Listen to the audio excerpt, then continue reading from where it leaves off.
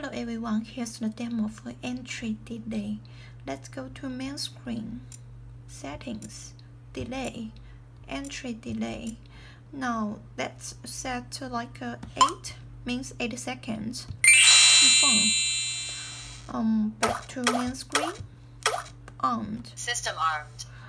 Then let's trigger the sensor. You will find the system with do invoice.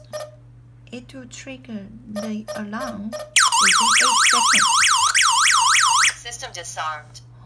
Thank you for watching.